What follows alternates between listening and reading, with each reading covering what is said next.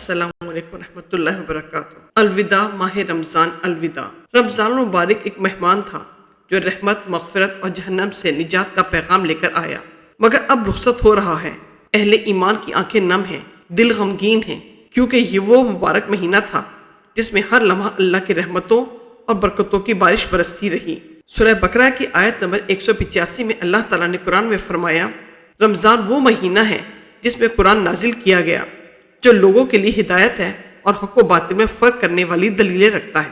یہ آیت رمضان کی عظمت کو واضح کرتی ہے، کیونکہ یہ وہ مہینہ ہے جس میں قرآن کریم نازل ہوا، جس میں رحمتوں اور مغفرتوں کے دروازے کھول دیے جاتے ہیں۔ رمضان کی ودا پر نبی کریم صلی اللہ علیہ وسلم کا غم۔ رمضان المبارک کا رخصت ہونا نبی کریم صلی اللہ علیہ وسلم اور صحابہ کرام کے لیے بھی ایک افسوسناک موقع ہوتا تھا۔ صحابہ کرام رمضان کے اختتام پر افسوس کرتے اور اللہ سے دعا کرتے کہ یہ مہینہ دوبارہ نصیب ہو۔ حضرت علی رمضان کی آخری رات میں فرمایا کرتے تھے، کاش ہمیں معلوم ہوتا کہ ہمارا رمضان قبول ہوا یا رد کر دیا گیا۔ اس سے معلوم ہوتا ہے کہ رمضان کی قبولیت کی فکر کرنا اور اس کی جدائی پر غمگین ہونا ایمان کی علامت ہے۔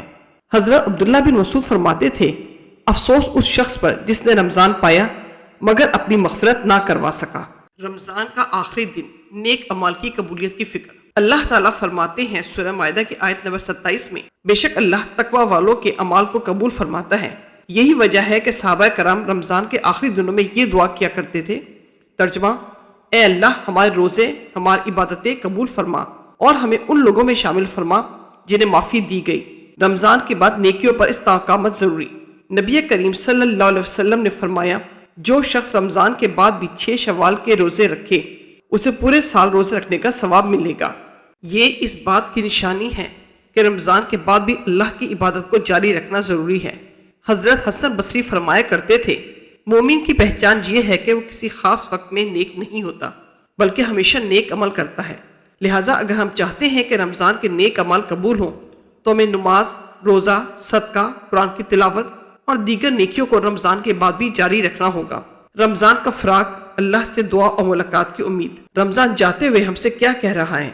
اے نیک عمل کرنے والوں، استقامت اختیار کرو، اور اے گناہگار، اللہ کی رحمت کے دروازے ہمیشہ کھلے ہیں۔ رسول اللہ صلی اللہ علیہ وسلم رمضان کے بعد یہ دعا فرمایا کرتے تھے، اے اللہ، یہ رمضان ہماری زندگی کا آخری رمضان نہ ہو، اور اگر ایسا ہو تو ہمیں اپنی رحمت میں شامل فرما، ہمیں محروم نہ کر۔ رمضان کا الوداع، مگر رحمت کے دروازے کھلے ہیں۔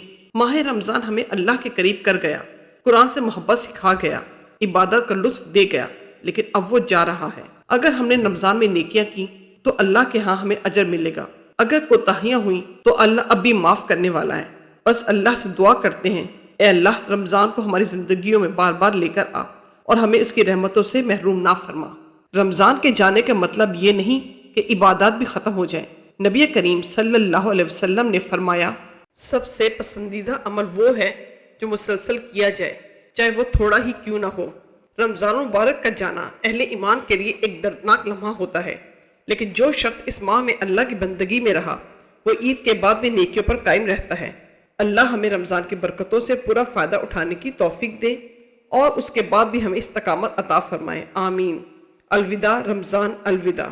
اگر ویڈیو پسند آئے تو اسے لائک کرنا، شیئر کرنا اور سبسکرائب کرنا نہ بھولیں، اور اپنے کمنٹ سے بھی ضرور نوازیں۔